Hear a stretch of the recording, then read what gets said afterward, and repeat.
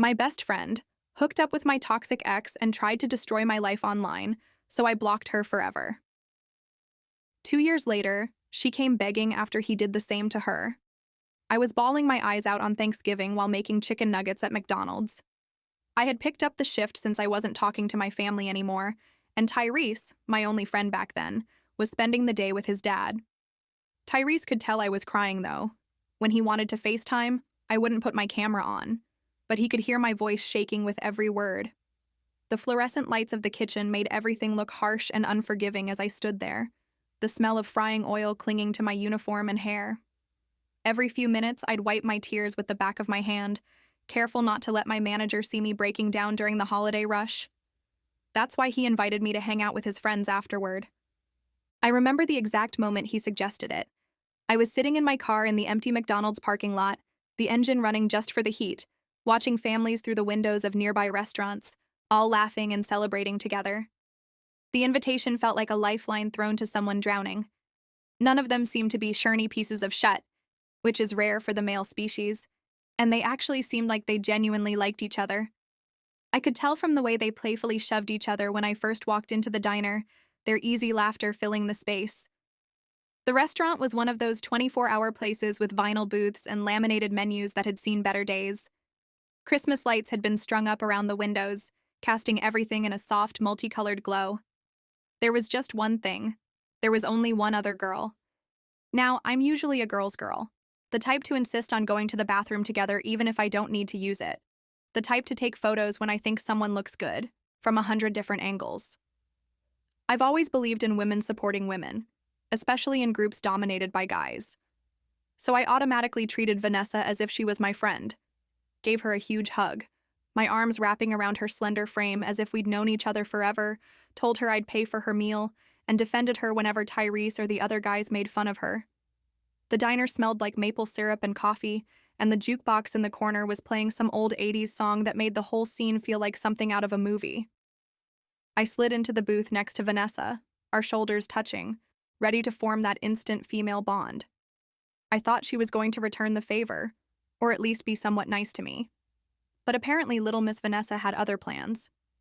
Halfway through the meal, I waved down the waitress so I could order an extra side dish. My stomach was growling after the long shift at McDonald's, and the plate of fries I'd ordered hadn't been enough to satisfy my hunger.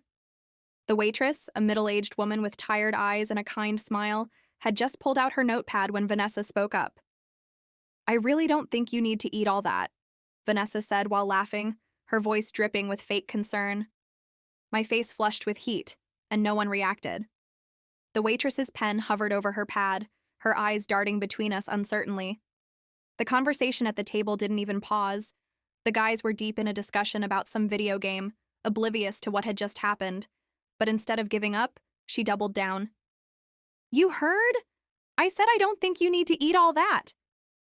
Her voice cut through the diner noise like a knife, loud enough that a couple at a nearby table glanced over with curious expressions. Tyrese looked up from his plate and did a half smile. The rest of the table laughed briefly before going back to eating. I just stared at her blankly, the humiliation burning in my chest. The waitress mumbled something about coming back later and hurried away, leaving me sitting there with my cheeks on fire and my appetite suddenly gone. But I didn't have any female friends at the time, and I know how hard it is to find good ones. The loneliness of the past few months had been crushing, eating lunch alone at work, spending weekends by myself in my tiny apartment, with only Netflix and my houseplants for company. So instead of distancing myself from her, I followed the law of reciprocity. I decided that maybe she was just having a bad day, or perhaps her sense of humor was different from mine. Maybe if I showed her kindness, she'd warm up to me. The next time we all met up, I showed up with her favorite box of Dubai chocolate that she had mentioned the last time, the expensive kind with gold flakes on top. I'd spent nearly an hour at the specialty store picking it out, making sure it was exactly the one she'd described. The box was wrapped in elegant gold paper, and I'd even added a small card with her name on it. I handed it to her with a smile as we gathered outside the movie theater, the neon lights reflecting off the wet pavement after a light rain. "Thanks," she said, barely glancing at the gift, her voice flat and disinterested. She tossed it into her designer purse without even opening it, like I'd handed her a receipt or some other piece of trash. The casual dismissal stung, but I pushed the feeling down. But I didn't want to be the person who only gives so other people make me feel special. So I just replied to her entitlement with a bright, "No problem," before redirecting my attention to the guys. My voice came out a little too loud, a little too cheerful, but no one seemed to notice except maybe Tyrese, who gave me a curious look. Unfortunately for Vanessa, they loved me. I could tell because they were laughing at my jokes until their eyes watered and giving me all the lore of their friend group and personal lives, the kind of stories that make you feel like you've been there all along. Stories about their disastrous camping trip last summer when Logan forgot to secure the food and raccoons invaded their site at 3 a.m. Tales of their high school days when Tyrese accidentally set off the fire alarm trying to impress his crush. Inside jokes about the incident that apparently involved a stolen shopping cart, 3 cans of whipped cream, and the local mall security. The movie theater lobby was crowded and noisy, with the smell of buttery popcorn filling the air and the sound of arcade games beeping in the background. As we waited in line for tickets, the guys clustered around me, including me in their conversation while Vanessa stood slightly apart, scrolling through her phone with an increasingly sour expression. But after an hour, I realized Vanessa hadn't spoken in a while, and I didn't want her to feel left out. When I turned to her, she had her arms crossed, and she was staring at the ground with a pout on her face that would make a toddler look mature. Her perfectly manicured nails tapped impatiently against her arm, and her bottom lip jutted out dramatically. "So, Vanessa, how did your gym session go today? You ate in your Instagram story." I tried, genuinely interested in the workout routine she'd posted about earlier. The photos had shown her in a matching neon workout set, posing with weights in what looked like an upscale fitness center. "It was fine," she cut me off, her voice like ice. The 2 words hung in the air between us, sharp and final, making it clear she had no interest in continuing the conversation. And suddenly she reinserted herself back into the conversation. She locked eyes with Tyrese, twirled a strand of hair around her finger, and said, "Isn't Jade so effing annoying?" Her voice had transformed completely, now playful and teasing, with a musical lilt that hadn't been there seconds ago. "Yes, I can't stand her," he responded. It was a joke he always made, but Vanessa was eating it up like it was gospel truth. Her eyes lit up and she giggled, leaning into him slightly as if they were sharing some private joke at my expense. Suddenly, all the boys got up to go to the bathroom at once. Do guys actually do this, or is it just girls? They moved as a pack, heading across the lobby toward the restrooms, leaving Vanessa and me alone by the concession stand. The awkward silence stretched between us like a physical thing, and her demeanor completely switched. "You look so pretty, Jade. Thank you for always liking my Instagram stories," she gushed, her voice suddenly syrupy sweet. A wave of shock ran through my body. The transformation was so sudden and complete that for a moment I wondered if I'd imagined the coldness from just minutes before. "Oh, thanks," I said, before asking her to sit beside me, trying to extend an olive branch.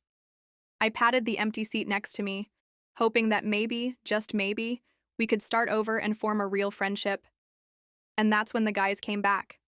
They approached in a group, laughing about something, their footsteps echoing on the tile floor of the lobby.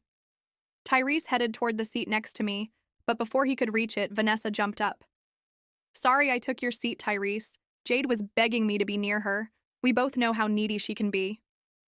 Some of the other guys breathed a laugh. Meanwhile, Vanessa was grinning so hard I thought her eyebrows were going to fall off her forehead. Her eyes darted between Tyrese and me, watching for my reaction. The words hit me like a slap.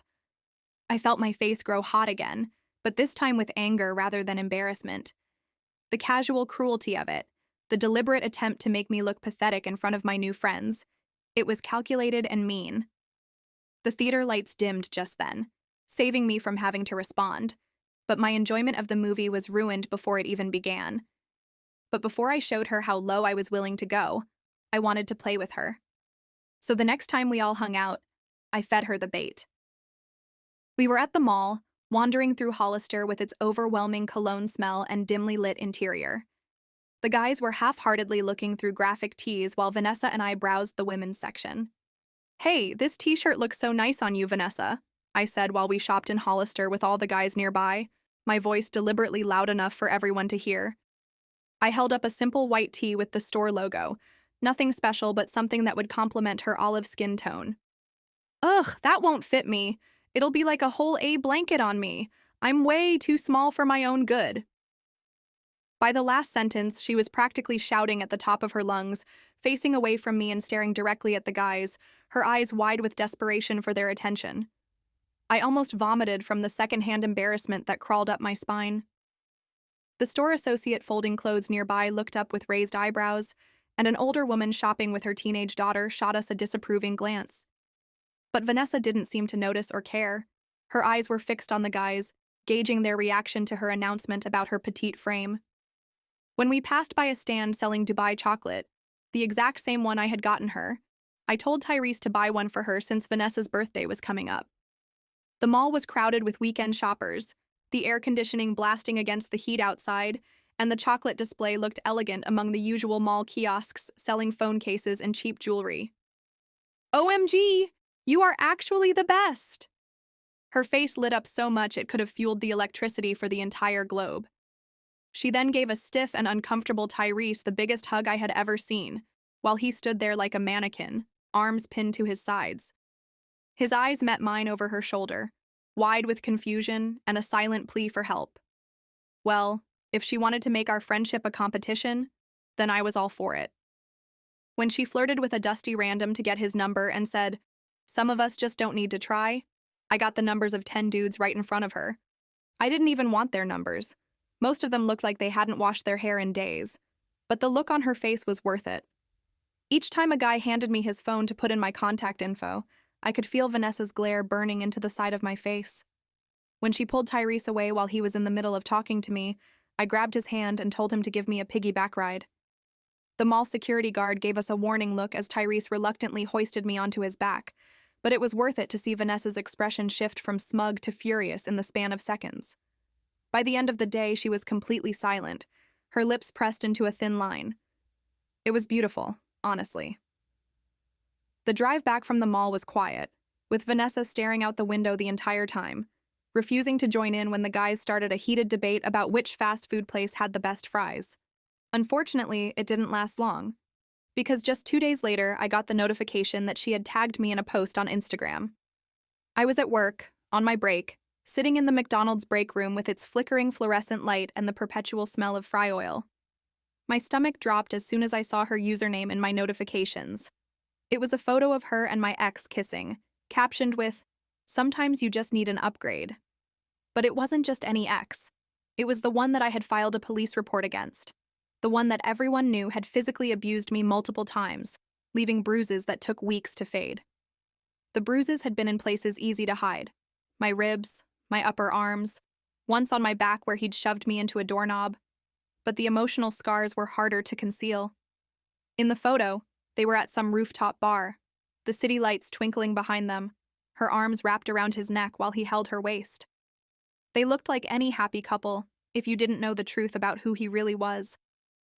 My hands shook so badly I nearly dropped my phone, and I felt the chicken nuggets I'd eaten earlier threatening to come back up. The feeling lasted exactly 3 days. On the 4th day, I woke up to my phone exploding with notifications. Not from Vanessa directly, I'd blocked her, but from everyone else. Tyrese had sent me 15 texts in a row, each more urgent than the last. "Jade, wake up. Check Vanessa's TikTok now. I'm so sorry. This is beyond fucked up." My stomach dropped like I was on a roller coaster. The early morning sunlight was streaming through my thin curtains, casting patterns on my bedspread. But the peaceful scene contrasted sharply with the dread building inside me.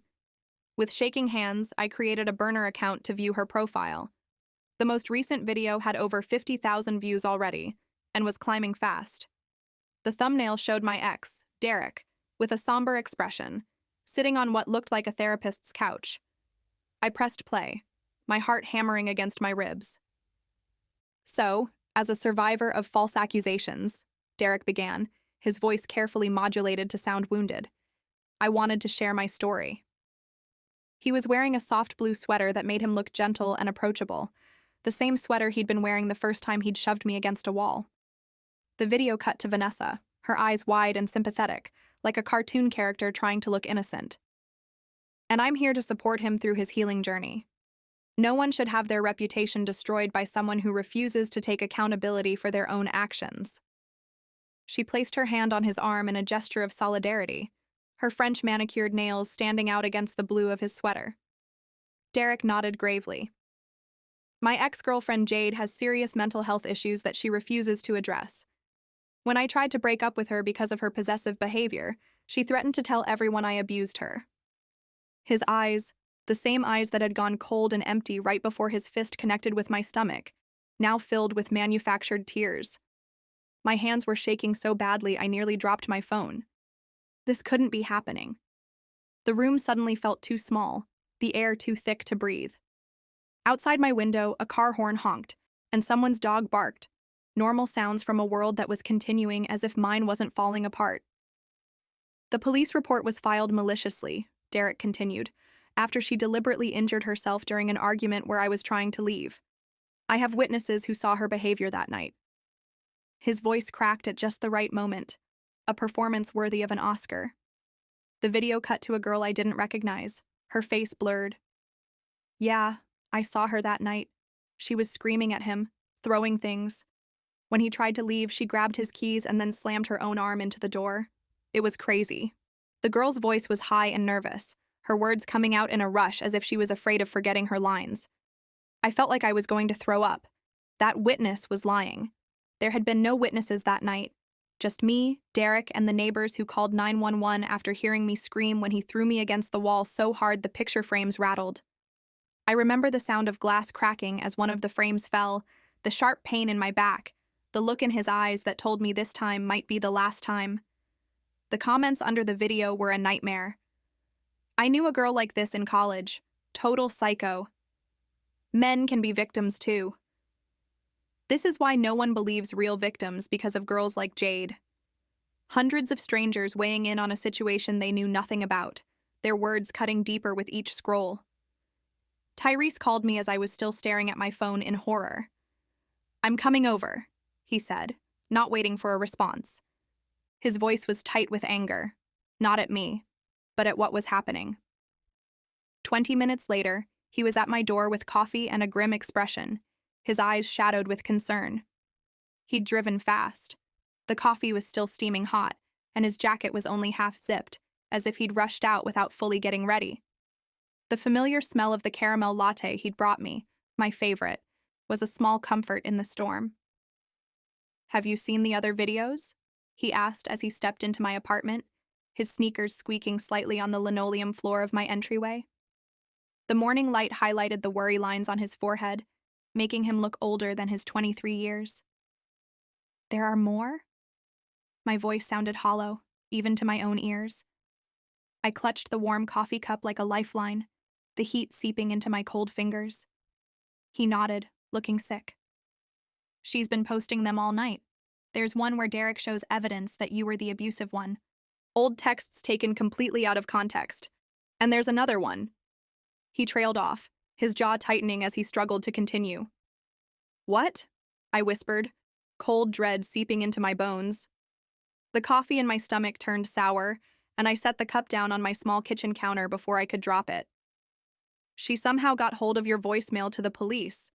The one where you called to ask about dropping the charges because you were scared he'd retaliate. She's spinning it as proof you knew the allegations were false." Tyrese ran a hand through his short dark hair, his frustration evident in every movement. I sank onto my couch, my legs unable to support me anymore. That call had been made 3 days after the incident, when Derek's friends had started driving by my apartment at all hours, revving their engines and shouting my name. I'd been terrified and called to ask about my options. The officer had convinced me not to drop the charges, explaining that this kind of intimidation was common in domestic violence cases. And now Vanessa was using it against me. The couch cushions sagged beneath me, the familiar creak of the springs offering no comfort today.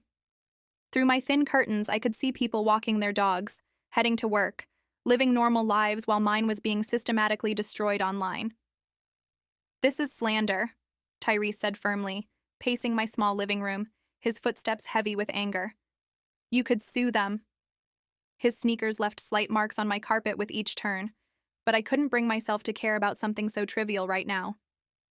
With what money? I laughed bitterly. I work at McDonald's, Tyrese. I can barely afford rent.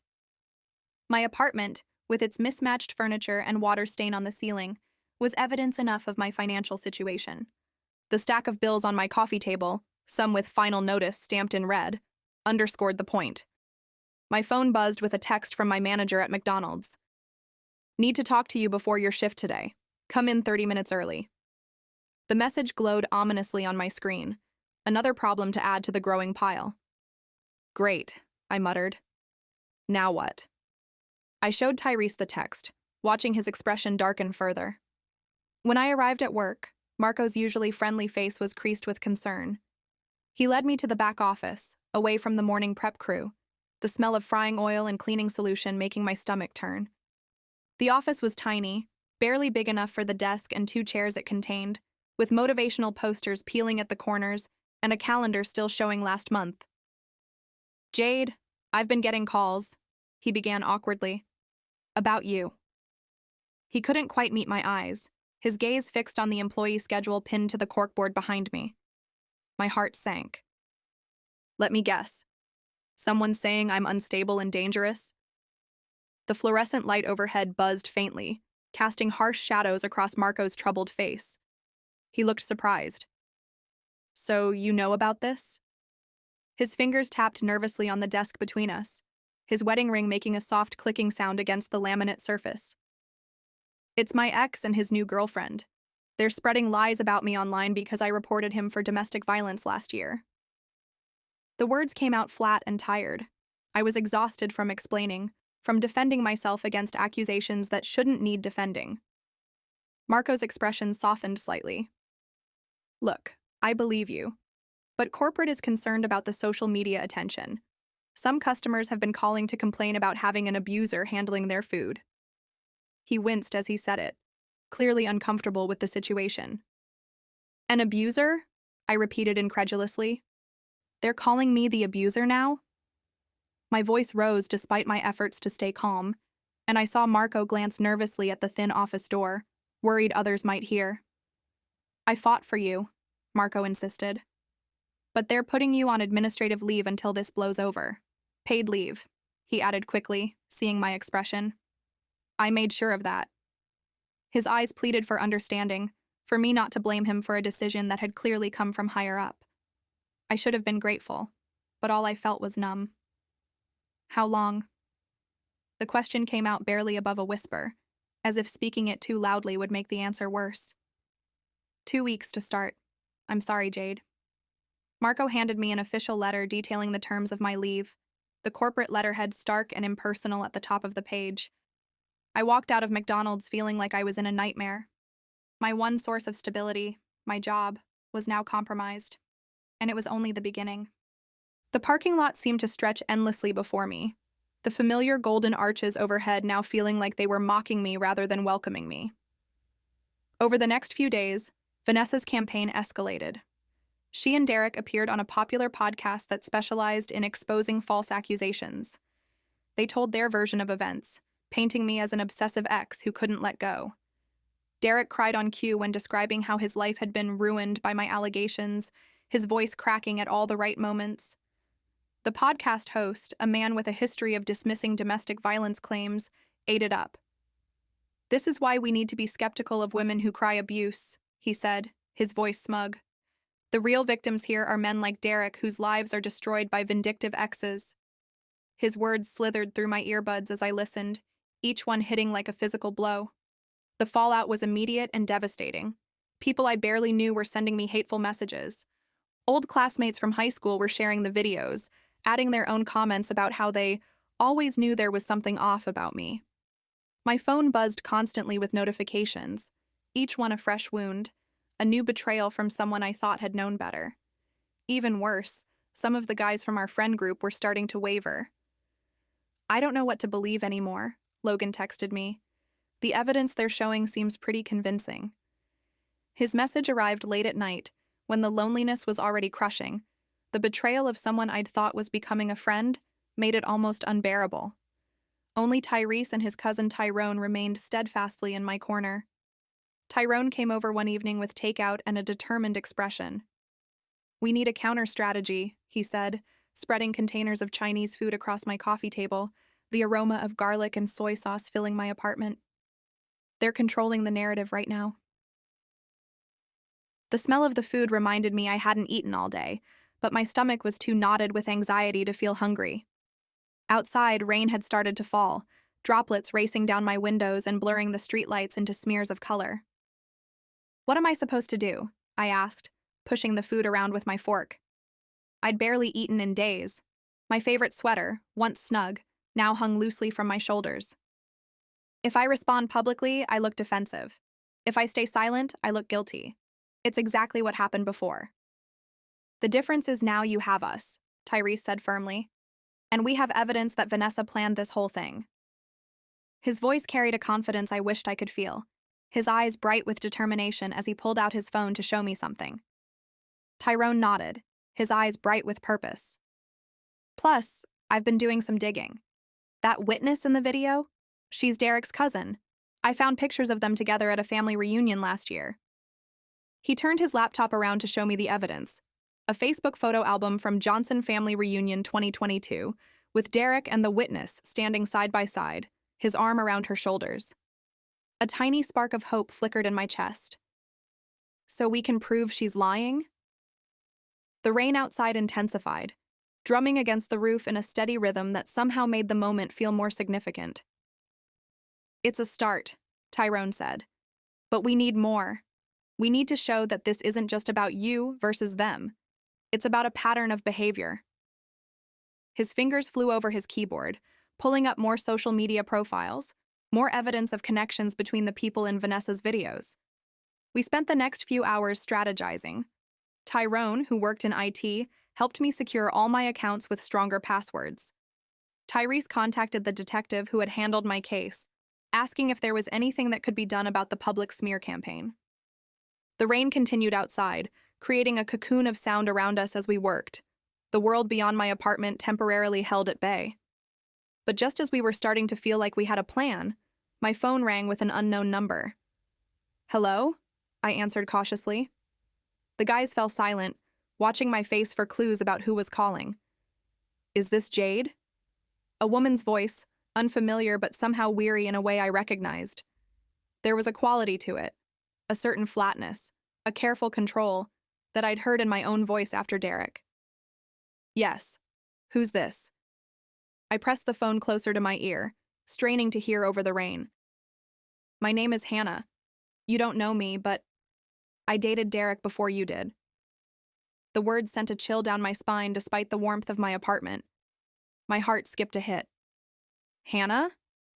Tyrese and Tyrone exchanged glances, picking up on the change in my tone. "I saw the videos they're posting about you. It's the same playbook he used with me. The gaslighting, the public smear campaign when I tried to leave. I never filed a police report, but I should have." Her voice cracked slightly on the last words, heavy with regret. Tears welled in my eyes. "Why are you calling me?" I grabbed a tissue from the box on my coffee table, dabbing at my eyes before the tears could fall. "Because I believe you.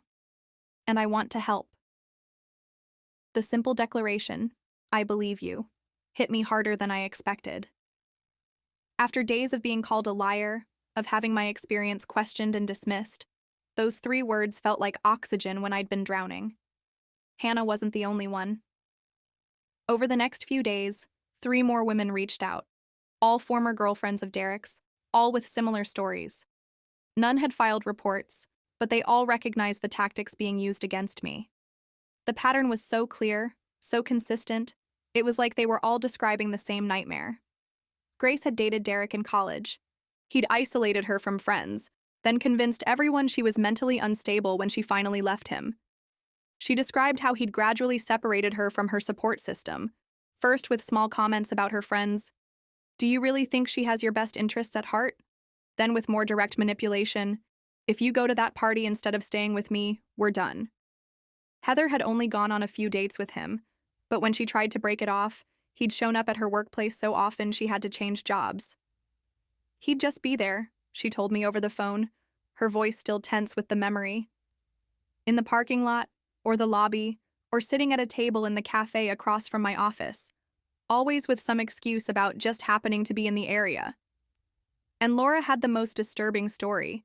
Derek had threatened to release intimate photos of her if she told anyone about his behavior. I was so ashamed, she admitted when we met for coffee. I blamed myself for trusting him with those pictures. It took me years of therapy to understand that the shame belonged to him, not me. He's a textbook abuser, Grace told me over coffee. She'd driven 2 hours to meet me in person, her eyes haunted with memories I understood too well. The cafe was quiet in the mid-afternoon lull, just a few other customers tapping on laptops or reading books. And Vanessa is either his victim or his accomplice. Either way, they're dangerous together. For the first time in weeks, I felt a glimmer of hope.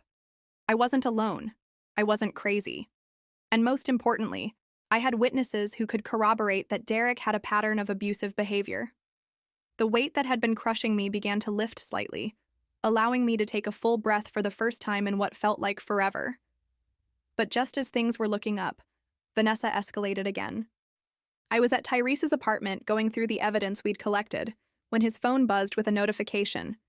His face went pale as he read it, the color draining away so quickly I knew it had to be bad. "What?" I asked, instantly alert. The comfortable feeling of safety I'd had in his apartment evaporated in an instant. "Vanessa just posted your address and work schedule on Twitter." His voice was tight with controlled anger, his fingers gripping his phone so hard his knuckles turned white. My blood ran cold. "She what?" The room seemed to tilt slightly, the familiar surroundings of Tyrese's living room, the gaming posters on the walls, the mismatched furniture, the stack of textbooks from his night classes, suddenly feeling strange and distant. She framed it as a warning to people in the area to be careful around an unstable person, but it's basically an invitation for harassment. He showed me the screen, where Vanessa's tweet displayed my full address and the days and times I usually worked at McDonald's, all under the guise of public safety. I grabbed my phone, hands shaking, and sure enough, there were already strange cars driving slowly past my apartment complex according to my neighbor's texts. Someone had taped a note to my door with the word "liar" scrawled across it in jagged red letters. The photo my neighbor sent showed the paper fluttering in the breeze, the red ink looking uncomfortably like blood against the white of my door. "You can't go home," Tyrese said firmly. "You're staying here tonight." His tone left no room for argument, and honestly, I didn't have the energy to protest. The thought of returning to my apartment, of wondering if someone was watching the building or waiting for me, was too much to bear. That night, huddled on Tyrese's couch with a blanket pulled up to my chin, I felt more alone than ever. Even with friends supporting me, even with other women coming forward, Vanessa and Derek seemed to be winning. They had the platform, the audience, the resources. All I had was the truth, and it didn't seem to be enough. The apartment was quiet except for the occasional car passing on the street below and the soft hum of the refrigerator. Tyrese had gone to bed hours ago, but sleep eluded me completely. Every noise made me tense. Every shadow seemed threatening. "I can't keep living like this," I whispered to the dark room. The words hung in the air, a confession to no one but myself. The blanket Tyrese had given me smelled like fabric softener and faintly of his cologne. Comforting scents that should have helped me relax but couldn't overcome the anxiety coursing through me. My phone lit up with a text from an unknown number. The blue light illuminated my face in the darkness, casting eerie shadows across the unfamiliar ceiling. "I know what Derek did to you. I have proof. Meet me tomorrow at Riverside Park, 2 p.m., by the fountain." I stared at the message for a long time, my mind racing. Who could it be? Another of Derek's exes? Someone who had witnessed something? Or was it a trap? Derek or one of his friends trying to lure me out? The possibilities kept me awake until dawn began to lighten the sky outside Tyrese's windows. I showed the text to Tyrese in the morning. "It's a trap," he said immediately. "Don't go." He was making coffee in his small kitchen, the rich aroma filling the apartment and almost, but not quite, masking the smell of fear that seemed to cling to me these days. But what if it's not? What if someone really does have evidence? I leaned against his counter, watching as he poured the dark liquid into mismatched mugs. The morning light streamed through his kitchen window, creating patterns on the worn linoleum floor. Then they can send it to you. Meeting a stranger in a park after Vanessa just doxed you? No way. He handed me a mug, his eyes serious with concern. The coffee was hot and strong, exactly how I liked it. Tyrese had been paying attention to these small details about me. He was right, of course. But desperation makes you consider options you'd normally dismiss. I couldn't go back to my apartment. I couldn't go to work. My life was unraveling, and I needed something, anything, to turn the tide. The walls felt like they were closing in, options disappearing one by one. "I'll go with you," Tyrone offered when I called him. "We'll scope it out first, make sure it's safe." His voice was calm and practical, offering a solution rather than just pointing out the dangers. Tyrese reluctantly agreed to the plan, but insisted on coming too. "Safety in numbers," he said grimly. He spent the next hour outlining a detailed plan, where each of us would position ourselves, what code words we'd use if something seemed off, exactly how long we'd wait before approaching. The next day, we arrived at Riverside Park 30 minutes early. The day was overcast but warm, the park less crowded than usual due to the threatening rain. Tyrone positioned himself on a bench with a clear view of the fountain, pretending to read a book. Tyrese and I took a walking path that circled the area, keeping our distance but maintaining visual contact. At exactly 2 p.m., a woman approached the fountain. She was in her 40s, well-dressed, with an anxious expression as she checked her watch repeatedly, her fingers fidgeting with her purse strap. Her hair was styled in a neat bob, and she wore a light cardigan despite the warmth of the day, as if she needed the extra layer for security. "I don't recognize her," I whispered to Tyrese. We were partially hidden behind a large oak tree, watching from about 50 yards away. A couple with a stroller passed between us and the fountain, momentarily blocking our view. "Me neither. Let's wait and see who she meets." Tyrese's hand rested lightly on my back, a reassuring presence as we observed the woman. But no one else approached. After 10 minutes, the woman took out her phone, frowned at it, then sat down on the fountain's edge. Her shoulders slumped slightly, and she glanced around with increasing frequency, her movements becoming more agitated. "I think she's the one who texted you," Tyrese said. "She looks like she's waiting for someone." A light drizzle had started to fall, droplets catching in my hair and on my eyelashes, but the woman made no move to leave or seek shelter. Or she's bait, and someone else is watching to see if I show up. I scanned the surrounding area, the playground to our left, the jogging path to our right, the row of trees behind the fountain. Any of those places could conceal someone watching us. We debated for another 5 minutes before I made a decision. "I'm going to talk to her. You stay back and watch. If anything seems off, call me immediately." The rain was falling more steadily now, creating small puddles on the path and darkening the woman's cardigan with moisture. Before Tyrese could protest, I walked toward the fountain, my heart pounding in my ears. Each step felt like it took enormous effort, my legs heavy with fear but propelled forward by desperate hope. The woman looked up as I approached, her eyes widening in recognition. "Jade?" she asked tentatively. There was something familiar about her features, something I couldn't quite place but that nagged at the edges of my memory. I nodded, keeping a safe distance. "You wanted to meet me?" I remained standing while she sat, giving myself the advantage of height and a quicker escape if needed. She glanced around nervously, her hands twisting together. "Yes, I'm Derek's mother, Patricia." The words hit me like a physical blow, and I took an involuntary step backward. My heart nearly stopped. His mother? The resemblance was clear now. She had the same shaped eyes as Derek, the same slight dimple in her left cheek when she frowned. "Please don't leave," she said quickly, seeing my expression. "I'm not here to defend him. I'm here because I can't stay silent anymore." Her voice cracked on the last word, and I saw genuine anguish in her eyes. Patricia had been watching the videos her son and Vanessa were posting.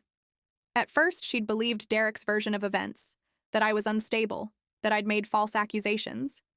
But then she'd found something while cleaning his old room at her house. The rain fell around us as she spoke, creating a curtain of sound that made our conversation feel private despite being in a public park. "A journal," she said, her voice trembling slightly. "Derek kept a journal during your relationship. He wrote about what he did to you, in detail, how he planned it, how he enjoyed it. And you weren't the first." She clutched her purse tighter, her knuckles white with tension. My legs felt weak. I sank onto the fountain edge, keeping distance between us. The stone was cold and wet beneath me, but I barely noticed.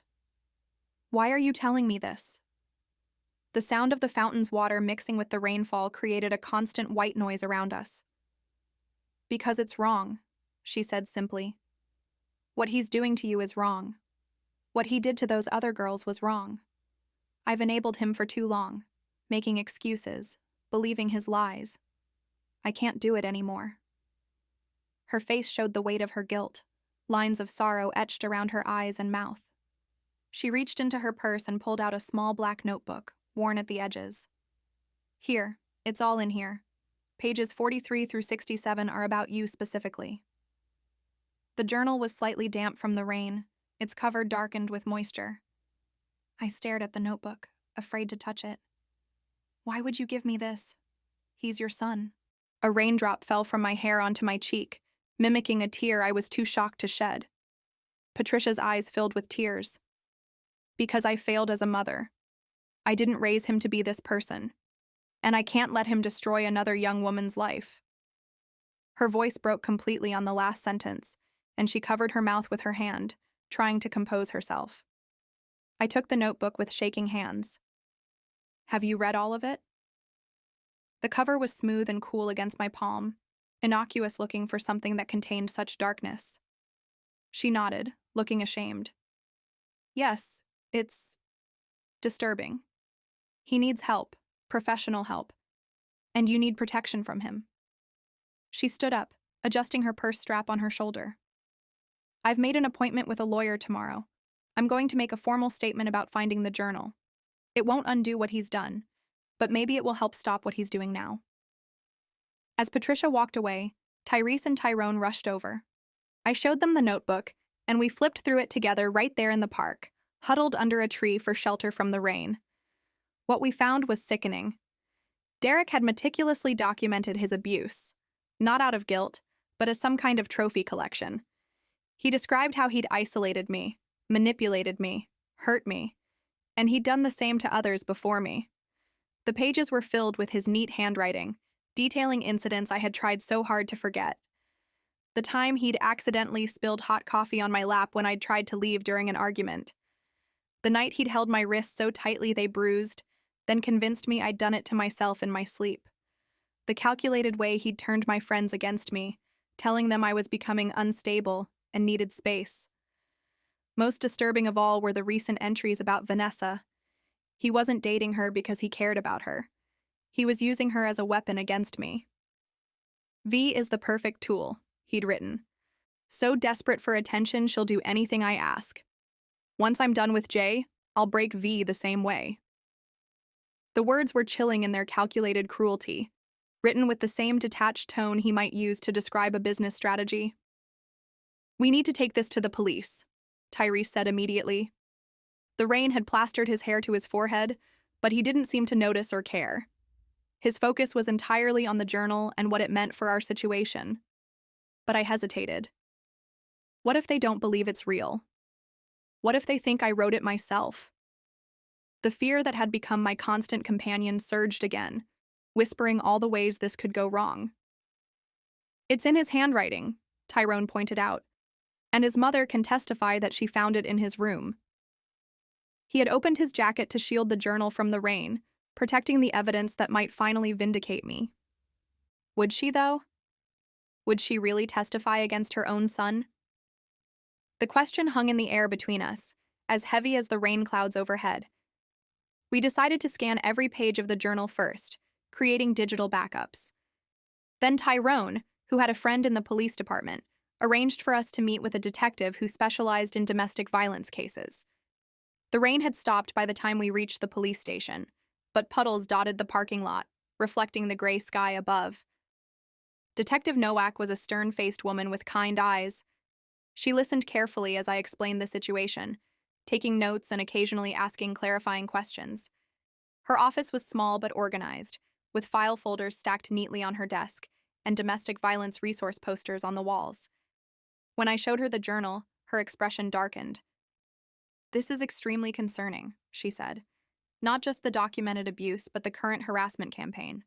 The doxing alone is potentially criminal."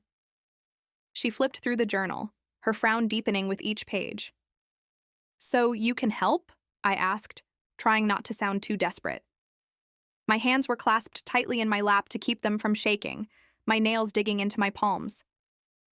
"We can certainly investigate," she said carefully. "But I want to be honest with you. Cases like this are complicated. The journal is compelling evidence, but we'd need his mother to confirm its authenticity. And even then, it might not be enough for criminal charges without additional evidence." The fluorescent lights of her office cast harsh shadows, highlighting the lines of concern on her face.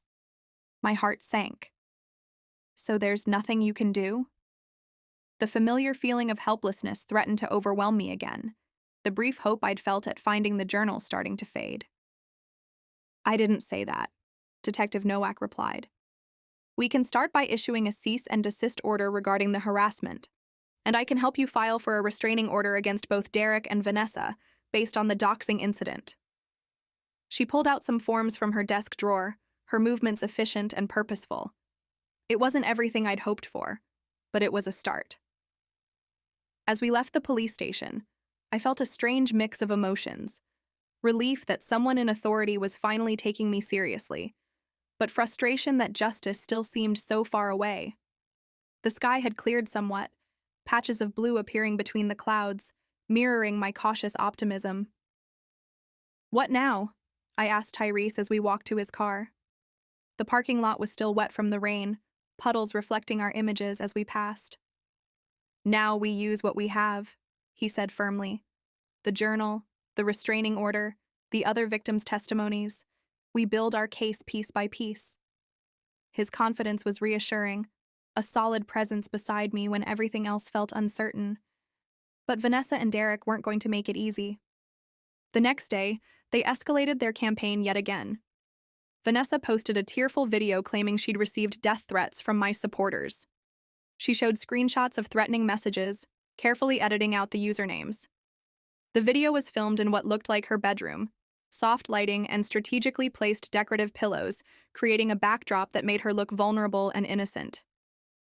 "I'm literally shaking right now," she sobbed into the camera, her mascara artfully smudged. "All because I stood by someone I love who was falsely accused. Is this what feminism has come to? Attacking other women for supporting men?" She dabbed at her eyes with a tissue, her hand trembling just enough to be noticeable. The comments were flooded with sympathy and outrage on her behalf. A stand with Vanessa started trending on Twitter. People who had never met either of us were taking sides in a battle they knew nothing about. The online world had become a jury passing judgment based on carefully crafted performances rather than facts. And then came the final blow. Vanessa somehow got hold of an old voicemail I'd left for my therapist during a particularly dark period after the breakup with Derek. I later learned that Derek had once borrowed my phone to call his mom during our relationship. He must have saved the number then and used it to social engineer his way into getting my private therapy records. In the voicemail, I'd talked about having suicidal thoughts, about feeling like no one would believe me. It had been a moment of raw vulnerability, meant only for the ears of the person I trusted to help me through my darkest time. The recording was slightly distorted, my voice thick with tears as I described the hopelessness that had consumed me. She posted it with the caption, "Listen to the unstable voice of someone who would make false accusations. This is what mental illness sounds like. Pray for Jade." The violation was so profound, so deeply personal, that I couldn't even cry. I just sat on Tyrese's couch, staring at the wall, feeling something inside me break. The living room was quiet except for the sound of my breathing, which seemed too loud, too ragged. Outside, life continued. People walking by on the sidewalk, cars passing, birds singing, oblivious to the fact that my most private moment had just been exposed to the world. "That's it," Tyrese said, his voice shaking with rage. "This ends now." He was pacing again, his footsteps heavy with purpose, his hands clenched into fists at his sides. He called Tyrone, who came over immediately. Together with Hannah, Grace, and Laura, Derek's other victims who had agreed to help, we formed what Tyrone jokingly called the Justice League. The nickname brought a brief smile to my face despite everything, the first time I'd smiled in days. Our plan was simple but risky. We would create our own social media campaign, but instead of directly attacking Derek and Vanessa, we would focus on sharing resources about domestic violence, gaslighting, and post-separation abuse. We would talk about our experiences without naming names, using hashtags that would reach the same audience Vanessa was targeting. And most importantly, we would leak carefully selected pages from Derek's journal, the ones that showed his pattern of abuse without revealing the most personal details of what he'd done to each of us. "Are you sure about this?" Hannah asked me. Her eyes were concerned but determined, her hand steady on my arm. We were all gathered in Tyrese's living room, laptops open, strategy notes spread across the coffee table. "Once we do this, there's no going back. They'll escalate even further." "I'm sure," I said, finding my voice at last. "I'm done being afraid. I'm done letting them control the narrative." The words came out stronger than I expected, surprising even me with their conviction. We launched our campaign the next morning.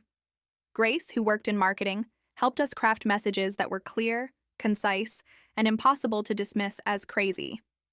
Laura, who had a large following on her beauty blog, shared her story first, talking about an unnamed ex who had threatened her with revenge porn.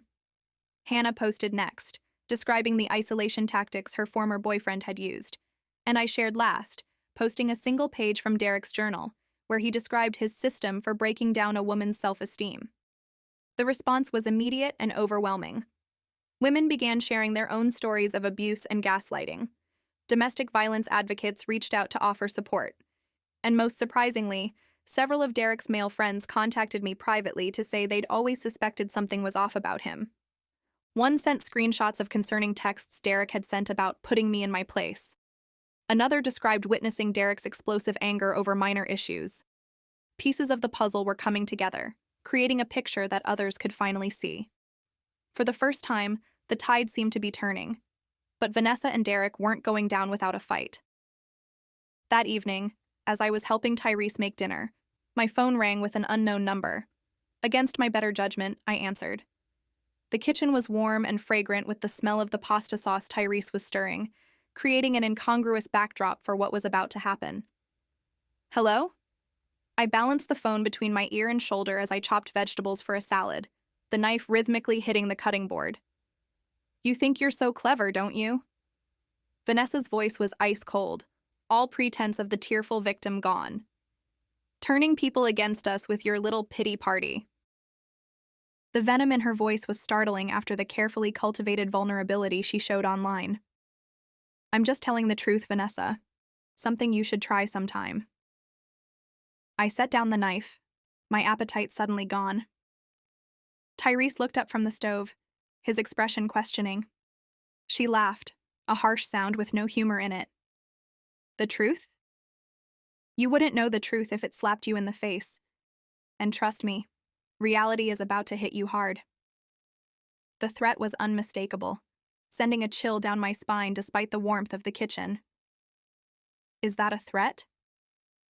I moved away from Tyrese, not wanting him to hear Vanessa's words and become more worried than he already was. "It's a promise. You have no idea what's coming for you." Before I could respond, she hung up.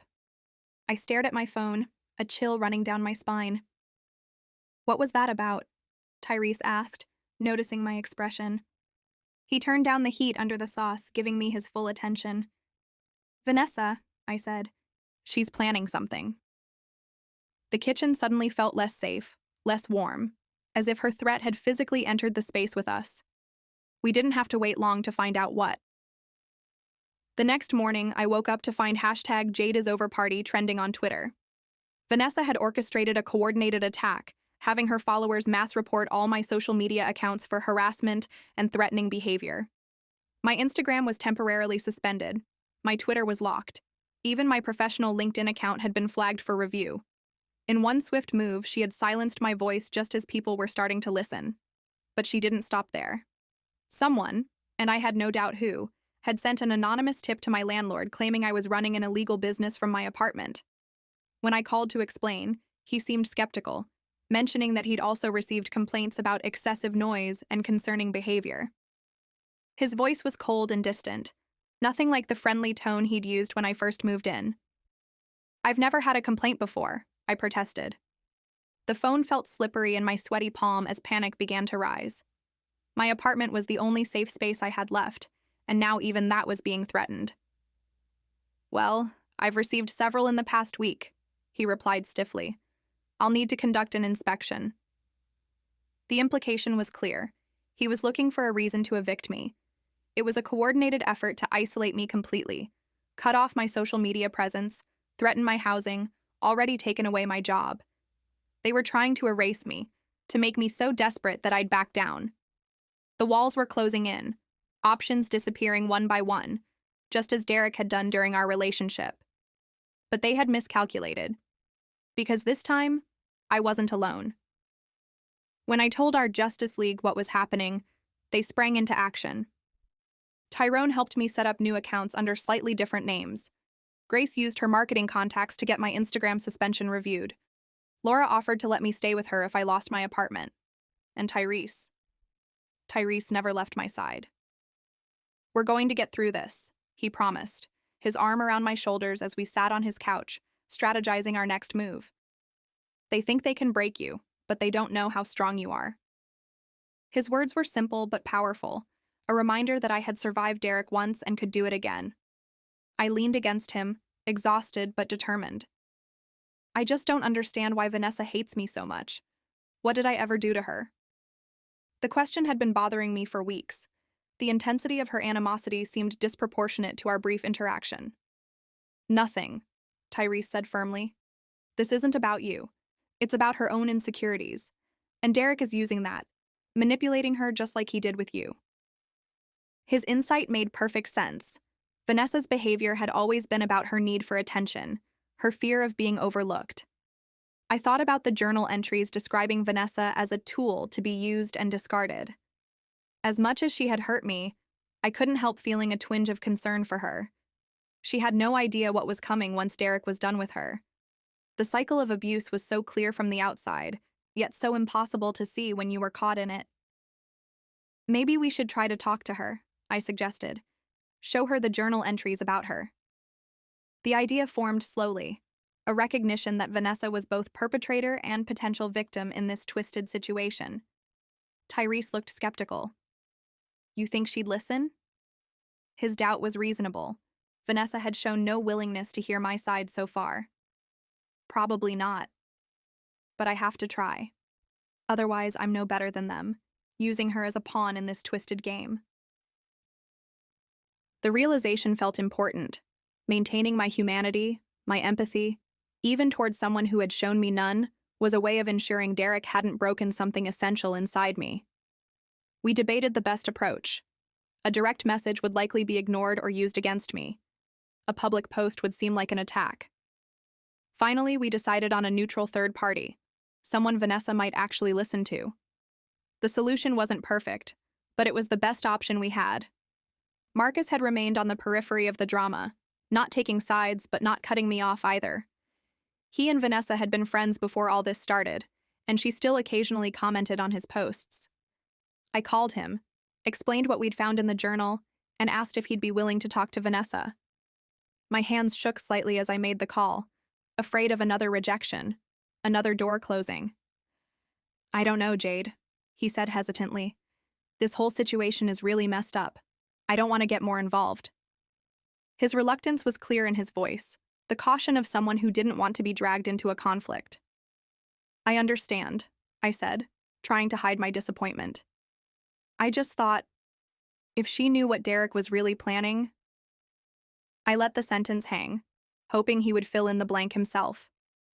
There was a long pause. "Send me the journal pages," he finally said. "I'll think about it." It wasn't a commitment, but it was something. A small opening in what had felt like an impenetrable wall. It wasn't much, but it was something. I sent Marcus the scanned pages where Derek described his plans for Vanessa after he was done with Jade. Then I waited, trying not to get my hopes up. The hours crawled by, each notification on my phone making my heart race before I realized it wasn't from Marcus. 2 days later, Marcus called me back. "I talked to her," he said without preamble. His voice was subdued, serious in a way I hadn't heard before. And I held my breath, afraid to hope but unable to stop myself.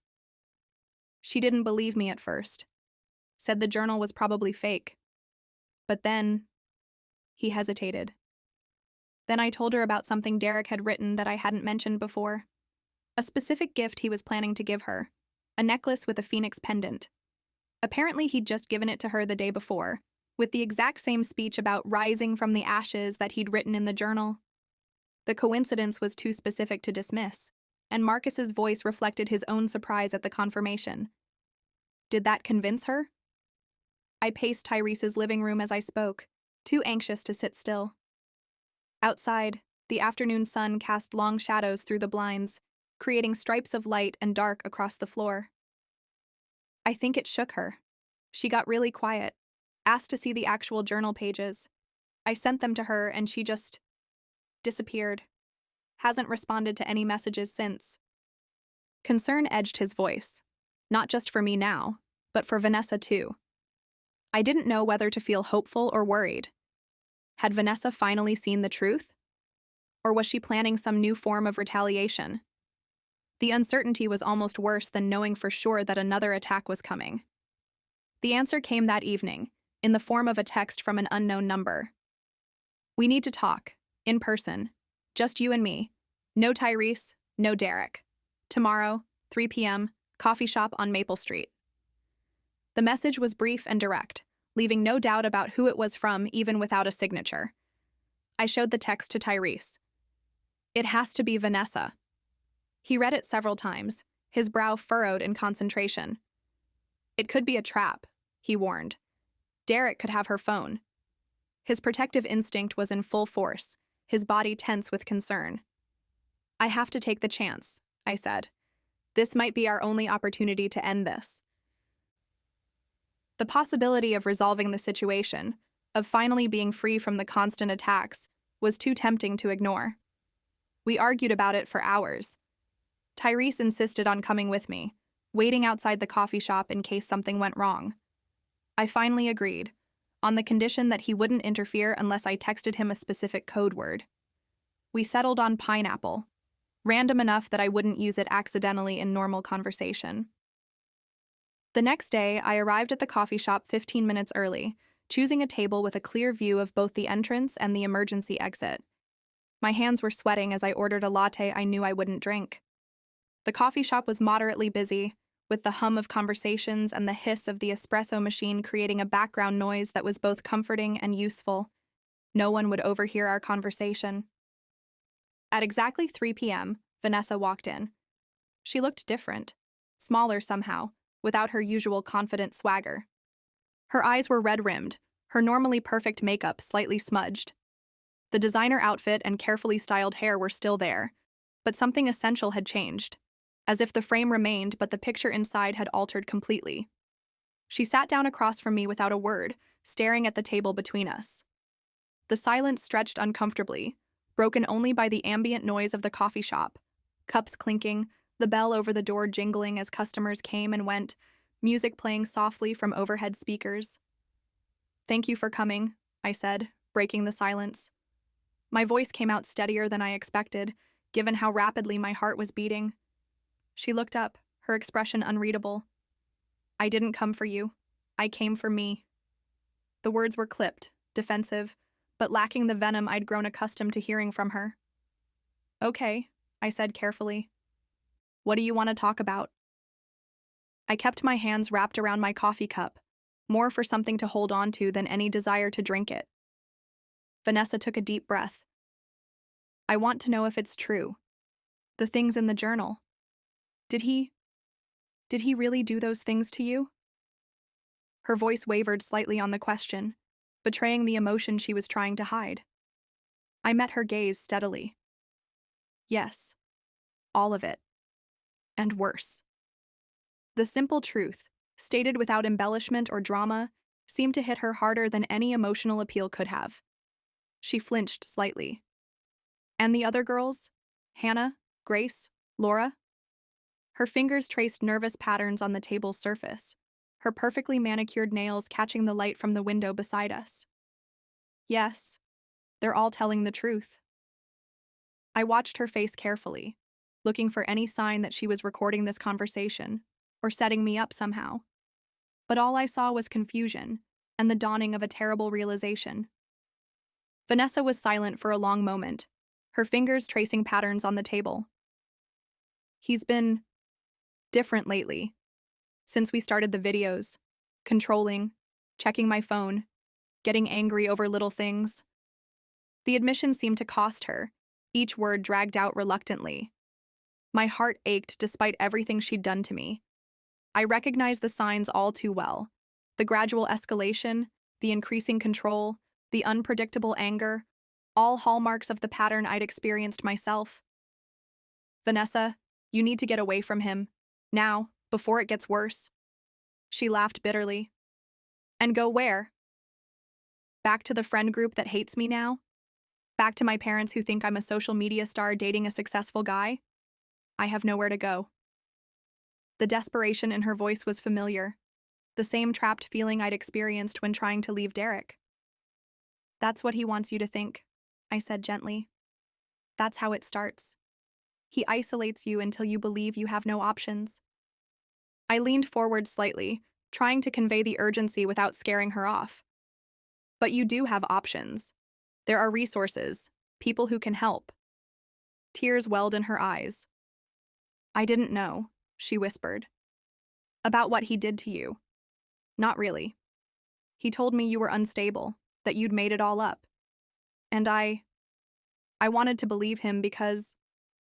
She trailed off, unable to finish the sentence. Because you were jealous, I finished for her. Because you thought the guys liked me better than you. The realization wasn't new, but hearing it acknowledged felt significant somehow. She nodded, a tear slipping down her cheek. It's so stupid, so petty, and now I've ruined your life for nothing. Her mascara smudged slightly as she wiped at her eyes, a small human imperfection in her usually perfect appearance. Not for nothing, I said. You did it because Derek manipulated you, just like he manipulated me and all the others. That's what he does. I offered her a napkin from the dispenser on the table, a small gesture of kindness that seemed to surprise her. Vanessa wiped her eyes, suddenly looking determined. I want to fix this. I want to tell the truth. Her chin lifted slightly, a glimpse of strength emerging through the vulnerability. I stared at her, hardly daring to hope. You'd do that? Publicly admit everything? The possibility seemed too good to be true after weeks of relentless attacks.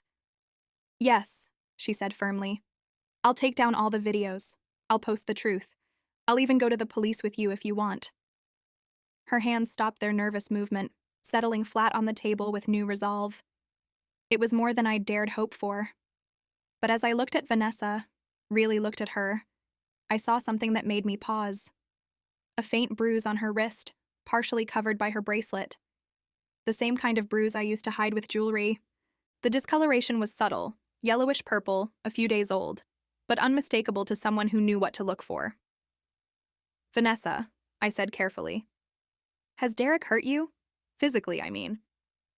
I kept my voice low, aware of the other customers around us, the barista wiping down the counter nearby. Her eyes widened, and for a moment I thought she would deny it. Then her face crumpled. Just once, she whispered. Last night, when I confronted him about the journal. He said I was being crazy, that I was turning against him just like you did. He grabbed my wrist so hard. I thought he was going to break it. She pulled back her bracelet slightly, revealing the full extent of the bruise, finger marks clearly visible against her skin. In that moment, everything changed. Vanessa wasn't just my tormentor anymore. She was Derek's newest victim. And no matter what she'd done to me, I couldn't leave her in his clutches. The realization was immediate and absolute. The cycle had to stop, even if it meant helping someone who had tried to destroy me. "Listen to me," I said, leaning forward. "You're not going back to him. Not ever. Do you understand?" My voice was firm but gentle, the same tone I wished someone had used with me when I was trying to leave. She nodded, looking both terrified and relieved. "But where will I go? What will I do?" The questions came in a rush, the practical concerns of someone contemplating a major life change without any preparation. "First, we're going to document that bruise," I said, slipping into the practical mode I'd developed after my own escape. "Then we're going to call Detective Nowak, and then you're going to stay with Laura until we figure out next steps." The plan formed as I spoke, each piece falling into place with surprising clarity. For the first time since this nightmare began, I felt a sense of clarity and purpose. This wasn't just about clearing my name anymore. It was about stopping Derek once and for all, before he could hurt anyone else.